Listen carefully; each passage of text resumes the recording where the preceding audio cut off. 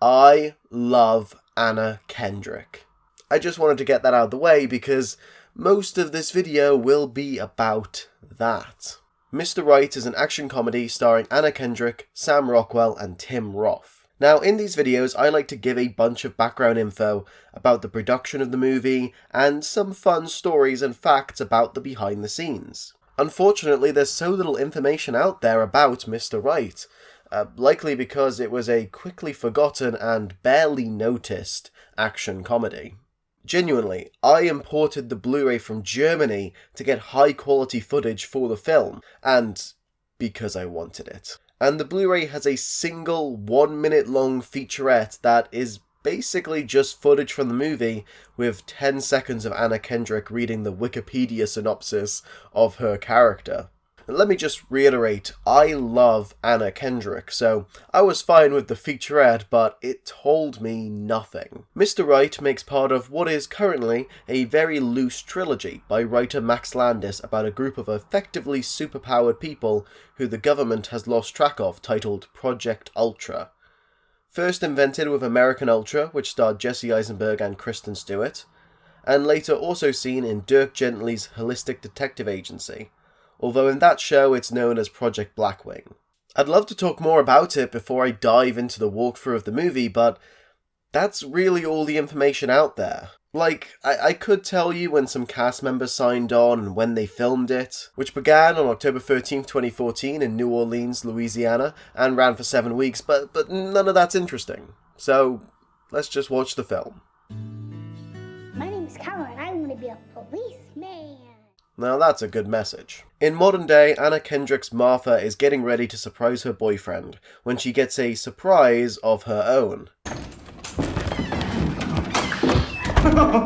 Naturally, she freaks out and things get a little violent. You got no sense of adventure! At a fancy hotel, Sam Rockwell dances the title card into existence.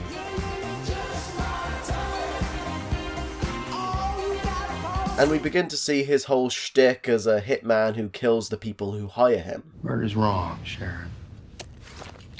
You're a hitman. Nobody's perfect. A group of mercenaries who've been hired to take him out follow the killer into the hotel. Rockwell's Francis leads them into an open space to make disposing of them easier. When Francis enters the ballroom and notices it's set up for a wedding, you can see a banner at one end of the room that reads "Congratulations Phoebe and Mike," a reference to the leads of American Ultra. Francis easily starts taking them out one by one. Martha's gone into a bit of a spiral following the breakup of her ex, hiding in closets, calling her friends racist, Cause you're racist! Okay, no. Whoa. and dancing like a madman in a club. Am I just like suckball McGee over here? No. Hopper, an old partner of Francis's... Francis?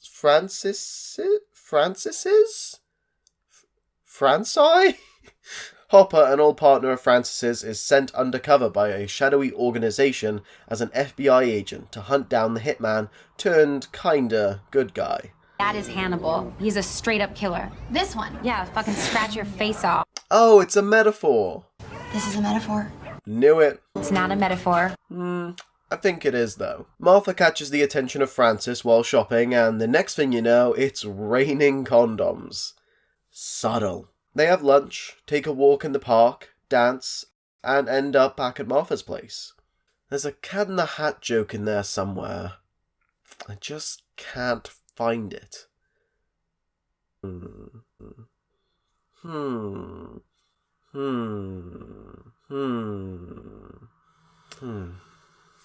I'll come back to it. Somewhere else across the city, we're introduced to some more villains for the film. They're kind of the main ones, even though we only meet them a third of the way through the movie. They have this whole convoluted plan where the main guy wants Francis to think his brother, who's a crime boss, is hiring him to kill someone, so that he will then kill his brother so he can take over the family business. It's stupid. The next day, on a date, we learn a dark secret. It's better than Agatha. Who's Agatha? Oh, I think Agatha's a swell middle name. It is swell. The date is interrupted, however, by this guy from the wedding fight, He's showed up a couple times since, but they weren't really worth mentioning. There's a pretty cool fight scene, and then it's back to the date. Anna Kendrick's character in Mike and Dave Need Wedding Dates from 2016 also pretends to be a dinosaur. There's so little info about this film. Later, Francis shows off his semi-superpowers, which allow him to move super fast and stuff, and we find out that Martha has the same abilities. She's super into this, but weirdly, watching him kill a guy the next day ruins the mood a little. Cat in the Hat, more like... Fuck! Tim Roth finally re-enters the story when he shows up at Suckball McGee's, posed as an FBI agent. The guy has something close to emotions, always has. Guilt, remorse. And apparently does the same accent as Daniel Craig from Knives Out. What were the overheard words by the Nazi child masturbating in the bathroom? Those mob gang guys show up to kill Francis for some pretty stupid reasons.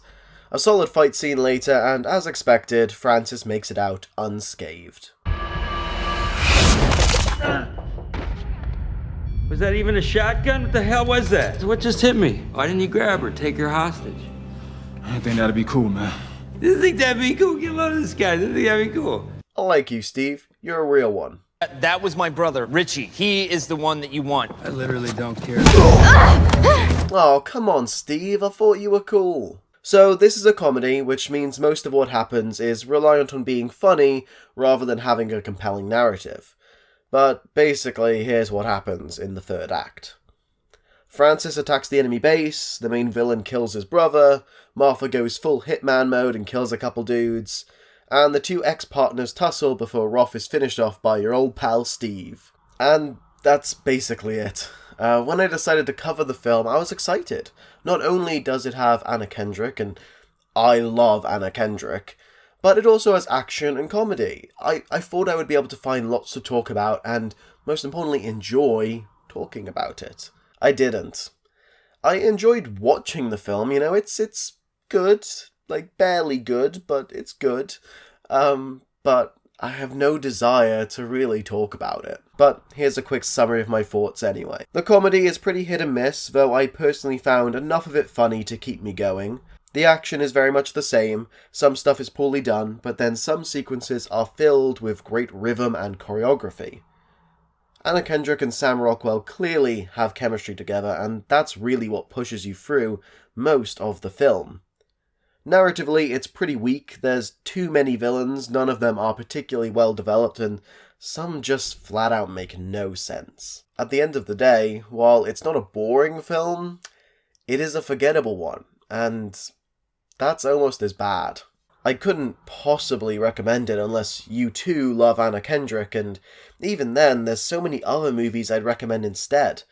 Mr. Right is a solid and decently entertaining time, but it's in no respects special, and I honestly regret deciding to cover it. What did the Cat in the Hat order at the restaurant? 1 fish, 2 fish, red fish, and a green fish. Oh! Ah, that feels good. It's a blue fish. Next week, I'll be looking at the 1989 Tim Burton Batman movie, starring Michael Keaton facing off against the Joker, just in time for the release of the brand new The Batman in cinemas from March 4th. Thank you all so much for watching. If you've enjoyed, I'd appreciate if you could hit that like button down below, and of course subscribe so you never miss a video. But until next time, guys, I hope you have a beautiful day and an even brighter tomorrow, and remember, I love Anna Kendrick. See ya.